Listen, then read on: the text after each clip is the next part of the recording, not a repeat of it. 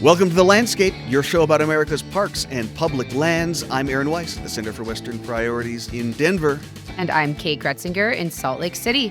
Today on the podcast, we're talking to Professor John Ruple about the Trump administration's ongoing attempts to hamstring environmental reviews on public lands.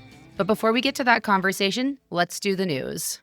There was a blockbuster hearing in the House Natural Resources Committee this week about President Donald Trump's Freedom 250 project, which, as it turns out, is selling access to the president for $1 million and up, and they are using the National Park Foundation as a pass-through for this pay-for-play scheme. That hearing follows some excellent reporting over the weekend by the New York Times. We will drop the story into the show notes. The short version here is that the Trump administration has completely sidelined America 250, which was the official bipartisan organization that Congress set up a decade ago to commemorate the nation's 250th anniversary this summer. Instead, now you have this Freedom 250 black box. They've received at least $10 million in taxpayer money already. They are soliciting millions more from donors whose identities may never be released. That's one of the things we learned in this hearing, is that the National Park Foundation has a policy. If a donor wants to remain anonymous, they get to remain anonymous. So members of the committee were fired up about this, needless to say. Let's listen to a couple of clips from that hearing. Here's Congresswoman Maxine Dexter, Dr. Maxine Dexter of Oregon, and also Tim Whitehouse from the Public Employees for Environmental Responsibility, former guest on this podcast. He was one of the committee witnesses. At Davos, Freedom 250 CEO Keith Krach asked foreign governments to donate to Freedom 250 and even offered them the opportunity to, quote, influence American leadership, unquote, in exchange for their donation. My question is, what kind of risks are there when foreign governments can make anonymous donations to benefit the president's agenda? Thank you for that question. I'll first note it's highly ironic that our nation was formed in order to throw off undue foreign influence. And now, on our 250th anniversary, in a very untransparent way, this administration is recruiting foreign money for the celebration with no accountability, no transparency, no guardrails. Members of Congress also used the hearing to call out the Trump administration's attempts to whitewash history in our national parks. Here are Representatives Jim Clyburn of South Carolina and Jared Huffman of California calling that out. I hope that we can all agree that memorializing the faults of our nation's history on our public lands and elsewhere does not detract from our nation's greatness, but is the very foundation upon which that greatness has been built. What you will see behind me in a moment are panels from an exhibit entitled The Dirty Business of Slavery. They were these panels created by the National Park Service to tell the truth about slavery in this country. The panel uses one word in particular, stolen, when describing how slaves were kidnapped and brought to America in chains. And the Trump administration says language like that is just too harsh. It's just too darn negative, and so it's been targeted for censorship. What does it mean historically when the government removes a word like stolen from the record of how enslaved people even came to this country? The hearing took place in February, which is Black History Month, and put a spotlight on the Trump administration's effort to promote right-wing political and Christian nationalist ideologies using our national parks and America's 250th birthday. In case you hadn't heard, the administration removed mentions of slavery from an exhibit about George Washington's house in Philadelphia that's operated by the National Park Service. And they removed the pride flag from Stonewall National Monument in New York City, which only exists because of LGBTQ rights. We're grateful to the House Natural Resources Committee for diving into this and calling out the Trump administration, and we will be continuing to watch this story as it unfolds. Just today, Senator Adam Schiff joined the party as well. He announced he's leading an investigation into Freedom 250 on the Senate side as well. The story's definitely not done. One other quick mention, we're recording this on Thursday, February 12th, and President Trump just nominated a guy named Scott Socha as the director of the National Park Service. Socha is a longtime executive at the park concessionaire company Delaware North. He's got a history with the Trump administration going back to 2017. He attended a meeting with then Interior Secretary Ryan Zinke that was organized by a member of Congress, Chris Collins, who at the time was under investigation for insider trading. Collins was later sentenced to 26 months in prison for that. At the time of that meeting, Delaware North was suing the National Park Service for $51 million in a contract dispute over trademarks that Delaware North had filed during its time as the concessionaire at Yosemite National Park. Those trademarks included the names of iconic lodges and camps that predated Delaware North, including Ahwahnee, Yosemite Lodge, and even a trademark on merch for Yosemite National Park itself. Obviously, Socha was all in on the Trump administration's park privatization efforts last time around. Now we have President Trump and Interior Secretary Burgum giving him another bite at the apple, only this time he would take over an agency that has already been decimated by Doge. It's under increasing pressure to whitewash and rewrite American history, as we were just talking about, all of which means senators are going to have to approach this nomination with a whole lot of skepticism, given Scott Socha's history and the state of our national parks right now. I mean, this guy tried to profit off of the literal name Yosemite National Park. National And now he's being Park. put in charge of it. So we can only imagine what he's going to do. Yep. Our guest today is Professor John Ruple, a public lands law expert at the University of Utah and a former attorney at the Council on Environmental Quality, or CEQ, under President Biden. He's here today to talk about the White House's recent claim that it has, quote, ended NEPA's regulatory reign of terror, whatever that means. Professor Ruple, thanks for being here. Hi, Kate. Hi, Aaron. It's great to be back on the landscape. Happy to have you. So this is a complicated topic, which is part of the reason I wanted to get you on here, because I myself don't even understand what's happening. Let's cover some of the basics first to make sure we're all operating with the same terminology and understanding, specifically around the National Environmental Policy Act and the Council on Environmental Quality. That's NEPA and CEQ for those uninitiated. John, what is the CEQ and what does it do? Great question. CEQ is not an agency that's known by a lot of folks. CEQ stands for the Council on Environmental Quality, or sometimes it's known as the White House Council on Environmental Quality. Basically, it's an office, as the name implies. It's within the executive office of the president. It was created back in 1970, and it's charged with essentially helping the president understand environmental issues, helping the president develop and implement environmental policies. So it's kind of unique in that regard. It's headed by a chairperson. That's somebody who's appointed by the president, subject to Senate confirmation, much like a department chair or a department head would be. Yeah, but unlike the EPA, CEQ has kind of a different role. It's not a regulator, and I'm sure we'll talk about this. It doesn't have the ability to say no. It's more of a guidance organization. So it's sort of like an advisory council, I guess. Like you come up with recommendations and you submit them to the president, and then the president can do whatever he or she wants with those? By and large, there are provisions in the National Environmental Policy Act that we'll talk about that created CEQ that require it to submit reports to the president and to Congress. But where it really gets lots of its strength, at least historically, is back in 1978, President Carter issued an executive order and said to CEQ, I want you to go forth and promulgate regulations to implement NEPA, or the National Environmental Policy Act. And he made those regulations binding on all other federal agencies. So that's where I think the majority of CEQ's power, at least historically, came from. And we'll unpack that a little more, I suspect. Yes, we So will. not necessarily regulatory, but having a lot of impact on all of the agencies, in particular Interior, EPA, Forest Service, those sorts of things. You will do this sort of relationship? Kind of. Maybe the way to think about it is, think about the EPA. The EPA has been charged with implementing laws like the Clean Water Act and the Safe Drinking Water Act. And essentially those say, hey, don't dump stuff into surface waters like rivers, lakes, and streams. Don't inject stuff underground into groundwater aquifers, at least until you have a permit.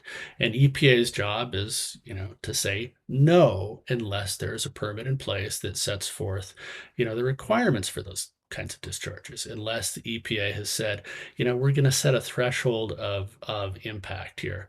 We're going to say how much of a pollutant is too much. CEQ doesn't get to do that. They don't get to say no. They don't get to stop actions. But they do have a really important convening role. They do have a really important role. I don't know that saying they're cat herders is quite right, but there are upwards of 400 federal agencies out there, all of which have their own mandates. But all of those mandates also have to be consistent with other federal laws, like the Clean Air Act or like the Endangered Species Act. So the Department of Defense may look at its obligations under NEPA different from how the Department of Transportation might, or how the Park Service might. So in some ways, CEQ's role historically has been to try and create alignment, to try and create consistency. So if we'll talk more about NEPA in a minute, but one way to think about it is that as an agency goes through a NEPA analysis for a large project, let's say we're talking about an electric transmission line that's going to cross hundreds of miles through BLM and Forest Service and Park Service land and across, various agencies, all of those agencies are going to have to go through a NEPA process. Part of where CEQ has really added value over the years is to say, let's create a common framework. Let's create a common set of rules, a common understanding of how agencies are supposed to comply with that mandate, how we get through it.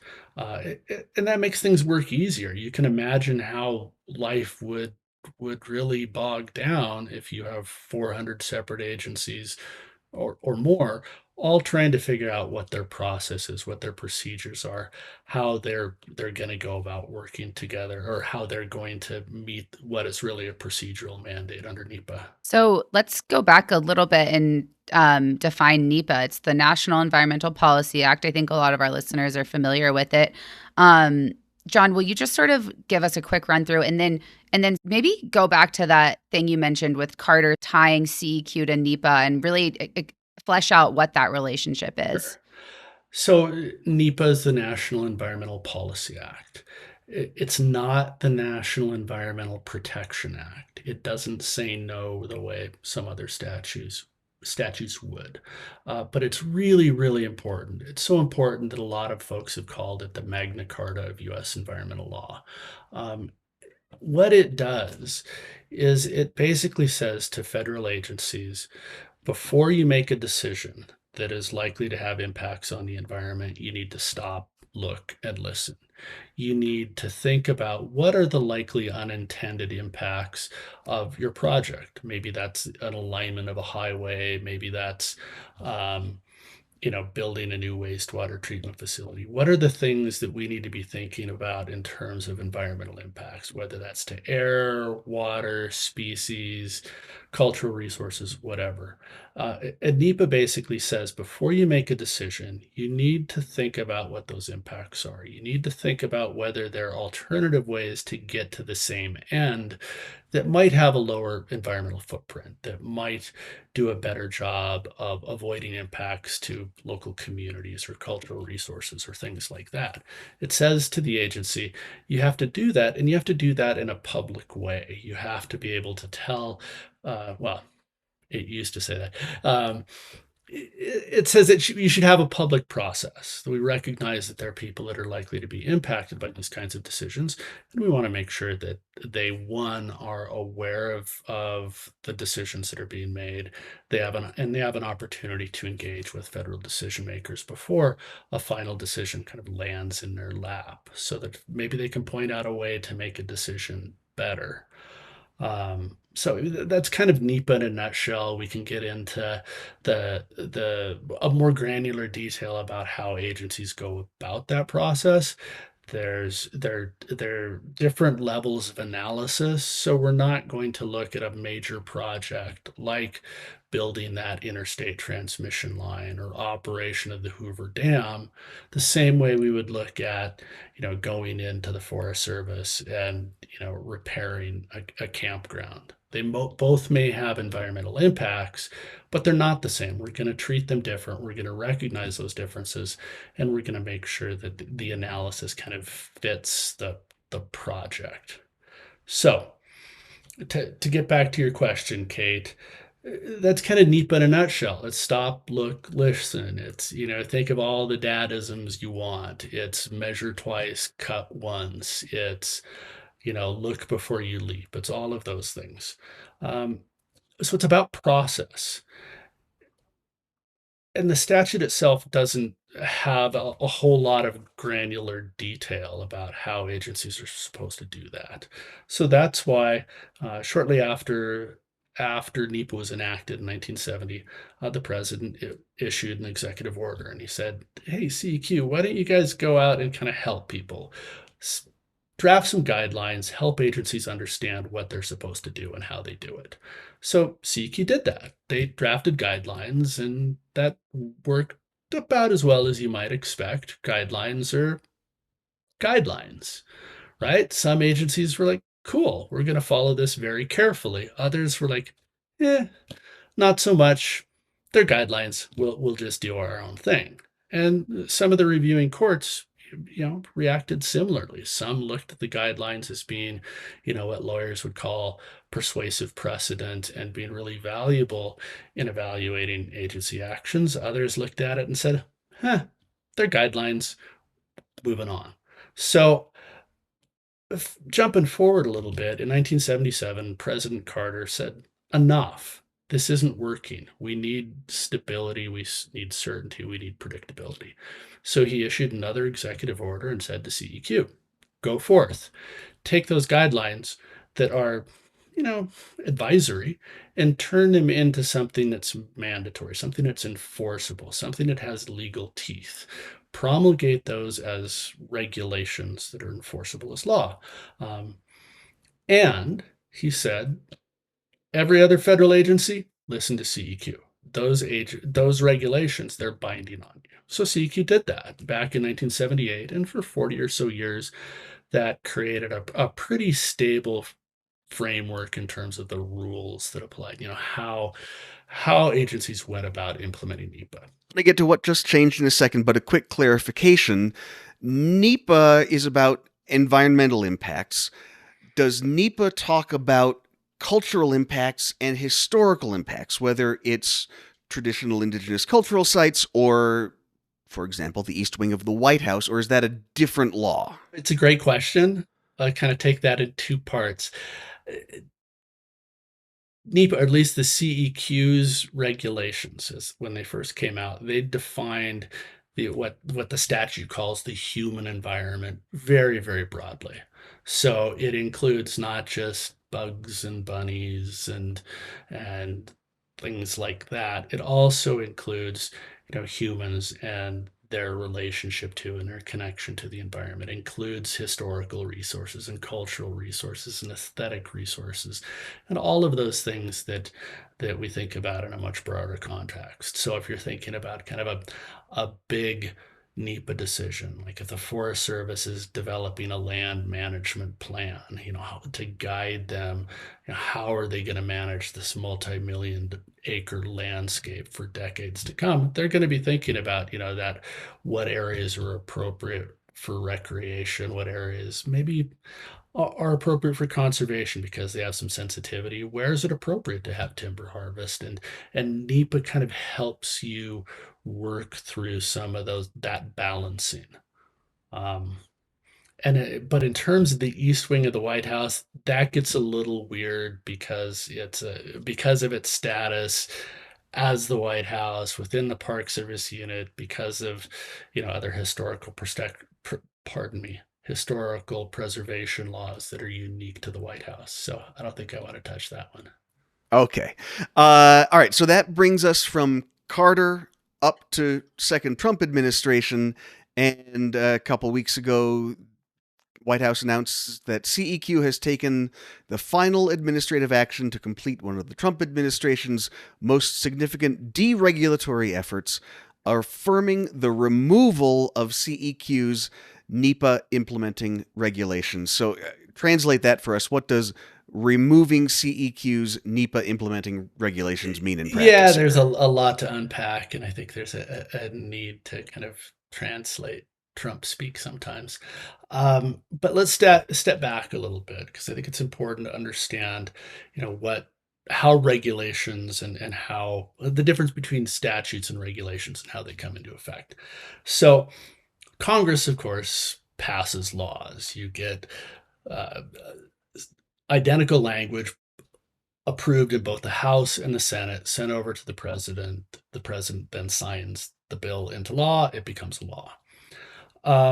Regulations are similar in their effect, right? They're legally binding. If you or I violate a regulation, there could be a penalty to pay. We could be hailed into court, and we could have civil or potentially even criminal liability, I suppose. Regulations are issued by agencies rather than by Congress. And what makes this a little unique is that an agency like the EPA, let's go back to our Clean Water Act example, or Clean Air Act, they don't get to issue regulations just because it's the right thing to do, because their mission is to protect the environment.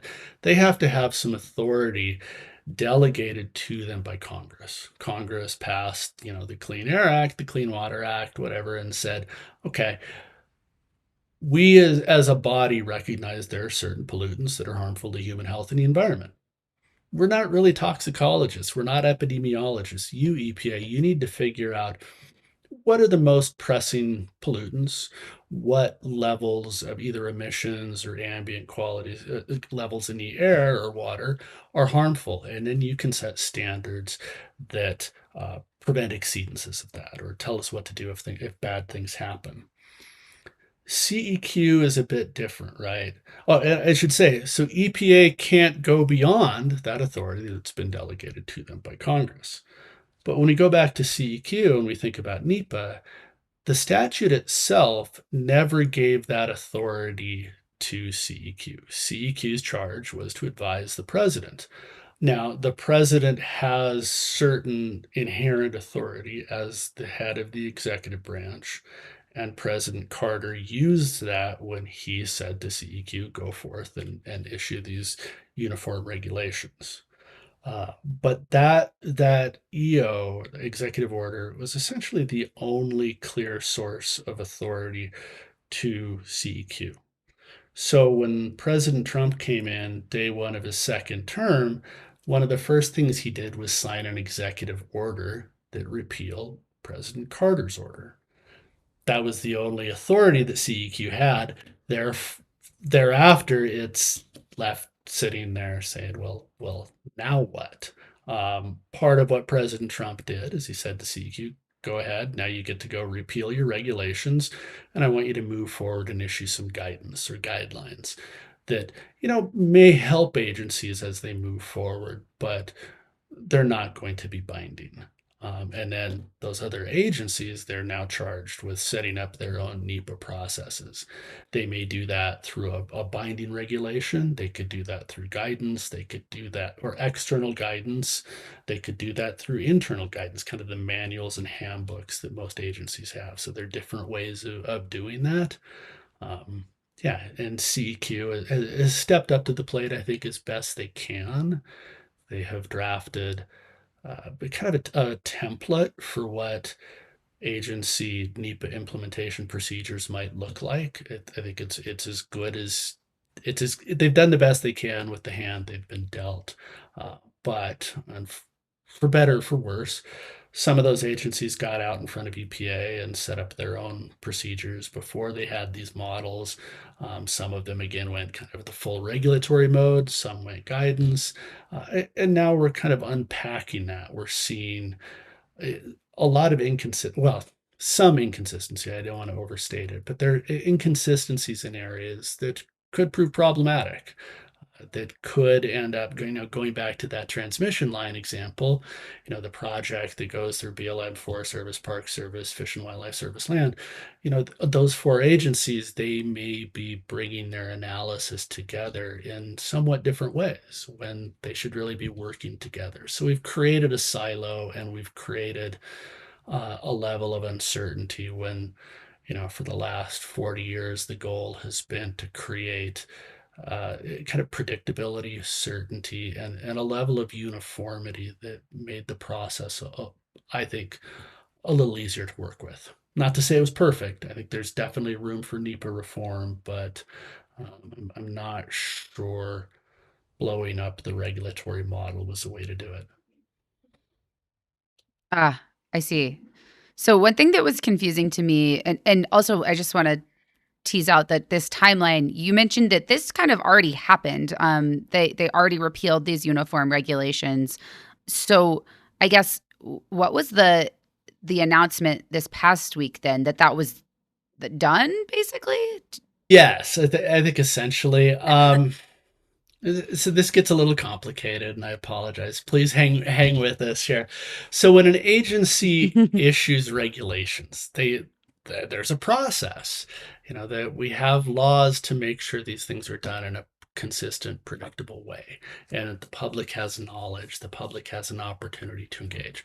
So all of that comes in through a law called the Administrative Procedure Act. And the Administrative Procedure Act says normally agencies, you go out and you issue a proposed rule. You take comments on that, you consider those comments, you respond to them, you amend the draft rule accordingly, and then you issue a final. There's some exceptions to that because, we're lawyers. We have exceptions to everything. And some of those allow what's called an interim final rule that essentially allows the agency to issue a rule that is effectively final before comments are ever considered. And that's what CEQ did here. They issued an interim final rule that says we're repealing our NEPA regulations. Full stop. They accepted public comment on that, and they came out with, and I should say, once they issued that as an interim final rule, that was legally the law of the land. But they did accept public comments, and what they issued last week was a final rule that essentially said, hey, it's the same as the proposed rule, that none of the comments that we received really change how we look at this issue. At bottom, I think what CEQ is essentially saying is, look, our authority to issue a binding legal rule has been repealed.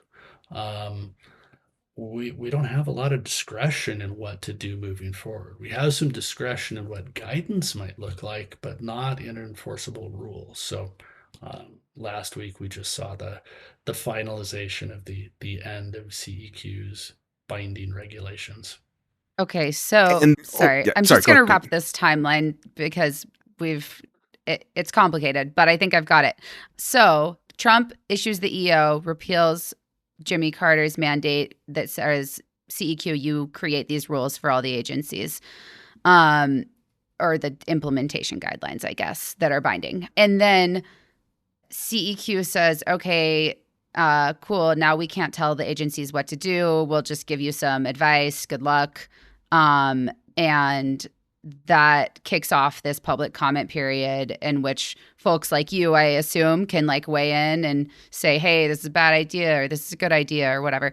And then the Trump administration closed that window and said, cool, we're doing the thing that we said we were going to do, which is not let CEQ implement binding implementation guidelines. Is that right? Yeah, that's basically it. And you're right. There were a handful of law professors that got together and said, we're going to submit comment on it. And I think that really kind of points out an important distinction. We looked at it and said, this is a terrible idea. This is really bad policy. It's going to create uncertainty. It's going to create confusion. It's going to invite litigation. It's going to cause delays. It is bad for everybody. It doesn't matter whether you're an oil and gas operator or you're a wilderness advocate or somebody else. This is bad for everybody. But that's a policy argument. That's a, you really shouldn't do this. It's not that it was illegal.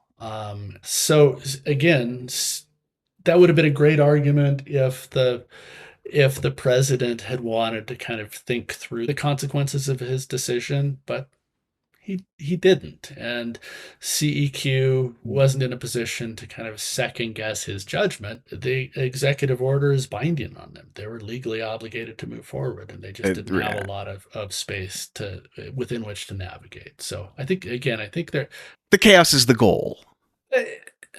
In some ways, if you look at it that way. I'm hesitant to say that, right? Because one, I don't obviously don't speak on behalf of the president. We're all trying to figure out what happens, kind of what drove this. And as an aside, we had a big conference back in, I think it was November here in Salt Lake. We brought together close to 200 lawyers from around the country to talk about NEPA implementation and what all this means. So everyone from academics to environmentalists to industry, we had people there from mining, global mining companies, global energy companies. And I think the consensus, I don't want to speak for everybody, but the consensus was, look, this is creating problems. It creates uncertainty at a time and a place where we need clarity. So I think most people thought, there's a need to improve the way we implement NEPA and other environmental laws and do permitting. But throwing out the rules is not the way to do it. And a lot of folks were saying, we're going to advise clients maybe to do more than the new minimum because we think it's safer, because we think it's going to minimize the risk of litigation and give us a stronger footing in the event that we have to defend a case. But back to your question, why did the president do this? There are a lot of people out there that are pointing to environmental regulations and saying these are job killing and they're complicated and they're difficult and they take too long and they're too expensive. And in fairness, there's some validity in that. I don't want to dismiss those claims out of hand. There are a lot of us that have been working really hard over the years to figure out, what happens between that, kind of the gleam in the eye of an idea all through the project development and permitting process to the point where somebody goes out and digs dirt. And our assessment is you've got to understand that process to figure out where things break down. Maybe it's permitting, maybe it's not. It could also have a lot to do with financing, insurance. It could have a lot to do with capital markets. I mean, you think about an oil and gas field, right? You got to imagine those field developers are thinking about what is the price of oil? Is it going to go up? Is it going to go down? Is it stable? They're looking at the price of steel that they need for the well casings. Steel has increased in price pretty significantly with tariffs. The price of oil is down.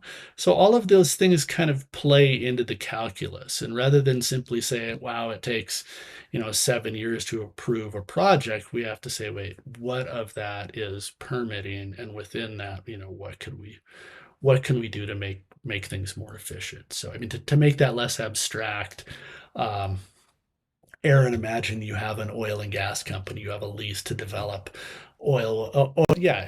Just imagine. imagine. Aaron and Kate's Oil.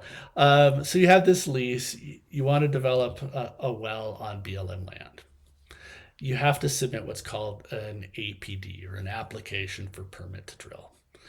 That BLM then has to review it and respond. And we went back and looked at numbers. They're published all over, all over the place for years and years and years. But going back, I think the last year I saw was, I think, 2022, and the average time to, process an APD was 271 days.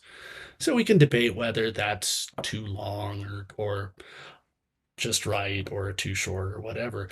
But what people are missing is, of that 271 days, 162 of those were spent waiting on information from the operator. So think about that for a minute. If the goal is to make that process faster, I think we need to be working with the applicant to help them move through the process more efficiently, to somehow make an argument that reducing environmental analyses, environmental reviews, potentially even a protection for environmental resources is the best way to make things go faster, doesn't land quite right for a lot of us that are pretty deep in the weeds and trying to think about how do we get not just to a faster decision, but to a better decision, a decision that continues to protect the quality of the air we breathe and the water we drink um, and the places we really care about. That it ensures that communities that are going to be downstream of this, that are going to be downwind of it, that they have a role in the decision making process. Really quick plug. We actually interviewed one of your colleagues, Jamie Plune, about a study that you two collaborated on in which you get deep into the weeds on permitting delays and the things you mentioned, what is causing permitting to go slowly on the government side and what could speed that up, including staffing these agencies properly, which the Trump administration seems not to be interested in doing. The elephant in the room is agency staffing. There are good, credible scientific organizations going back to at least the 1990s pointing this out, whether it's the National Science Foundation, whether it's the Nonpartisan Congressional Research Service, or Jamie and myself and a bunch of others. It's industry as well. If you don't have people in the seats, the work simply isn't going to get done.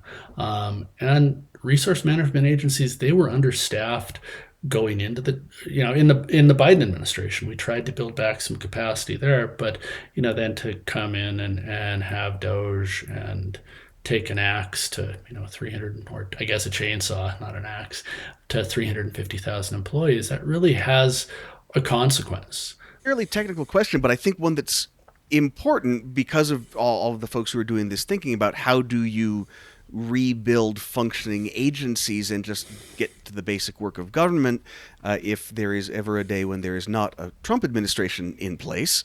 What is CEQ saying here? Is it claiming that it doesn't have the power to issue uniform NEPA regulations, or is it saying it just doesn't want to use that power? Because I could see those being different legal arguments down the road if a future CEQ says, no, we have to do uniform regulations just in order to make a government start functioning again. My read on CEQ's argument is that they're saying their authority to issue binding regulations under NEPA came from the Carter executive order. There was no other legal source of that authority. And when President Trump repealed the Carter EO, away went their rulemaking authority. Now, I think that comes with a couple of caveats that are really important that came up in your question. One is, there could be a different administration 3 years from now.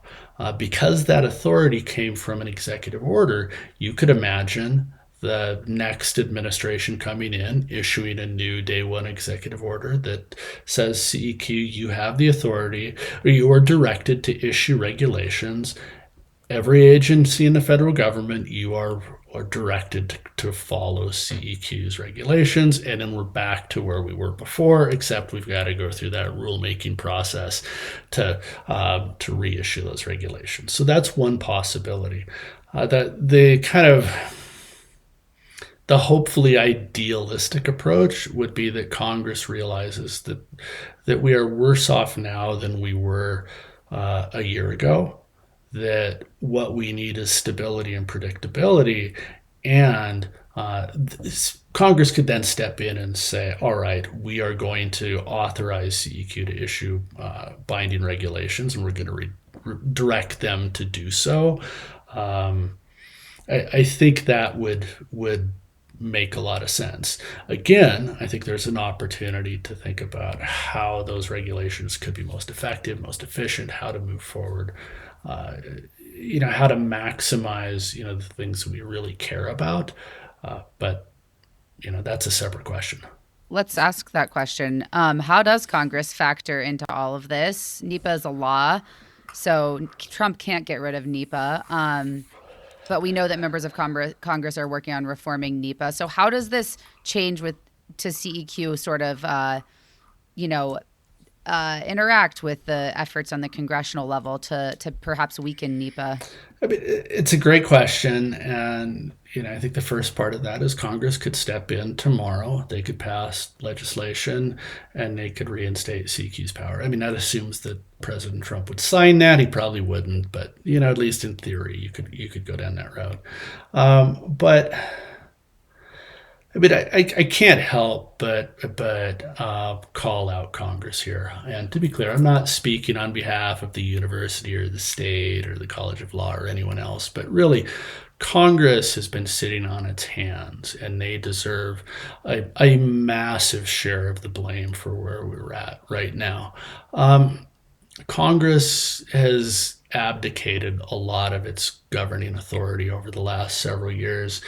And regardless of whether you're a Democratic or a Republican president, you're going to step in and fill that void. Nature abhors a vacuum. Presidents are there to lead. They have to get the job done. So if Congress doesn't do it, they're going to step in the way they think is most appropriate and the most legally defensible. That at some level is understandable, but it creates a lot of uncertainty. I think it really leads into the moment where we're at, where this political pendulum is swinging pretty wildly. Congress can step in. Congress can create legal institutions that are far more durable than executive orders.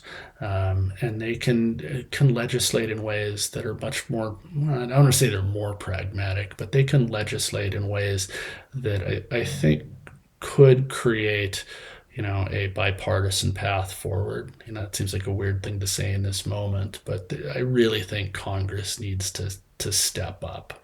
And I think part of this too, it goes back to something we alluded to, is there are a lot of people out there just spouting claims. We're working on a really big project right now looking at mine permitting data, and there are all of these kind of just bombastic statements about how long it takes to get a mine approved in the US. And there's some truth to that, but again, it's because we're not being honest about what we're measuring. Just to draw an analogy, right? I think it's safe to say between the three of us, it probably took on average, 17 years or so for each of us to graduate from college. I think, people are like, what's he saying now? Crazy guy. But that's a true statement if you think not just about 4 years of college, but the K through 12 education we all had to go through in order to be eligible to even get in the door to go to college first. So we need to be really clear about what we're measuring. If we talk about a 17-year permit time, a 17-year horizon to build a new mine, that's not all permitting. That's not to say we can't fix permitting along the way, but we need to be really honest about what's happening from inception all the way through to turning dirt, and think carefully about where we make those reforms. And a lot of that's getting lost in rhetoric right now. You're getting a lot of people that seem to think that, the answer to abundance is to do away with regulations. And, I support abundance. I want us to all, have this great quality of life, but we need to really have an accurate diagnosis before we wheel the patient into surgery here. So there's the A word, abundance, and this whole notion that we can make everything better just by making everything faster, build more stuff, mine some more stuff. We can still have good environmental regulations and guardrails. We're just going to speed things up. So what do you think the odds are that kneecapping CEQ on NEPA actually makes anything get built faster at the end of the day? I'm a nerd. I'd like to lean on data and be able to look at that and offer something more than kind of my opinion. Because, everybody's got an opinion. But we don't have the data in yet, so it's what I got. I'll run with it. My sense is that it's going to be counterproductive. So we did a study I don't know, it was probably 7 or 8 years ago. We looked at how long it took to designate critical habitat for endangered species. And we looked at that because there's a split between how federal courts view that question. Some of the courts say, Fish and Wildlife Service, National Marine Fisheries Service, you need to go through NEPA before you make that decision. Others say, no, it's substantively equivalent to NEPA, don't need to do it. So we've got this beautiful natural experiment. We were able to pull together hundreds of decisions, essentially the identical question under the identical law, just with two different sets of rules. And we went in there assuming, okay, those that go through NEPA, they're going to be way slower because you've got this extra level of bureaucracy there, and it's going to doom them. And it's still important to know how much difference it is. We need to have that information. But we were shocked. We did the analysis, and on average, projects that were done with NEPA were completed about 3 months faster than those that were exempt from it. And again, we were surprised. This is a big statistical analysis. We brought in outside statisticians to double check our math and all this. But what we concluded is that NEPA has this ability to bring people together around an issue. If you're writing an environmental assessment or an environmental impact statement, you have to get everybody in the same room. If we're going back to that, that transmission line example, you need the biologists talking to each other. You need all of those folks together. It doesn't make any sense to have the BLM do a separate analysis and the Forest Service do a separate analysis and Fish and Wildlife do its own analysis. Let's do it once. Let's get one biologist that can look at the whole pathway of that line and make it work. So NEPA in some ways is this unheralded tool to create efficiencies. And I know I'm probably going to get my inbox is just going to blow up with people telling me I'm crazy and saying that. But, that's really what the data shows is that, if used correctly, we can bring those folks together, whether it's the biologists, whether it's the, again, the wetlands analysis. That shouldn't be any different. The definition of a wetland doesn't change when you go from the Forest Service onto BLM land. It's the same legal standard. Let's do it once. Let's make sure everybody agrees. Let's make sure that our analyses don't conflict with each other, because if they do, again, that's full employment for lawyers. We're making the challenge difficult, whether that's whether that's over a solar project or a wind project or a mine or whatever else. So, John, to wrap up, what happens to CEQ now? It's full, I assume, of smart people like yourself, lawyers, policy experts. I don't know who else is on there. You can probably tell us. But do they just sit around on their hands now that they've sort of their job has been taken away? I don't think so. I'm a little more optimistic than that. They're full of smart people. There are a lot of people there that are trying to work within the requirements of the law, whether it's NEPA or whatever else.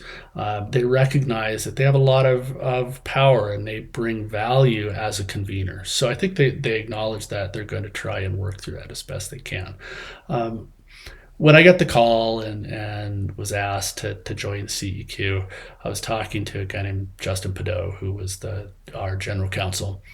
And Justin was like, look, you're going to learn really quickly that you have enormous power to convene people. That when you pick up the phone, people are going to answer it. I mean, and he was right. There's nothing like having White House pop up on caller ID. People pay attention. But he was also right. We had no substantive power to make people do what we wanted. So our role in a lot of ways was as a convener, as, I don't mean in a pejorative way, but as a cat herder. It's getting everybody to move in the same direction under a shared mission in a coordinated way, in an efficient way. Well, I think we'll leave it there. Thank you so much, Professor John Ruple, public lands law expert at the University of Utah. Always good to have you here on The Landscape. Let's end this episode with a fun fact, because there was, in fact, no good news this week. The Winter Olympics are underway in Milano Cortina, Italy, and regardless of whether you're watching the Winter Games or not, which if you're not, then you probably missed Lindsey Vohn's epic crash. Wow, that was terrible. Yikes. Yikes. Yikes. It's important to remember that there is no Team USA in the Winter Olympics without public lands. There are 116 ski resorts operating on national forest system lands across the United States, and that accounts for more than 60% of the country's skiable terrain, which is, of course, where many of America's top winter athletes train. I'm also 100% Team USA curling. I don't know if there's curling on public lands, but I might just make it my mission to make it happen now. I mean, right. It's good to have a passion. Thank you. That is it for this episode. You can always reach us, podcast@westernpriorities.org. If you enjoyed this episode, send it to a friend who loves public lands. Leave us a review on Apple Podcasts or wherever you are listening to us. We do love making this podcast, and we hope you enjoy it as well. Thanks again to Professor Ruple for sharing his expertise with us, and thank you for listening to The Landscape.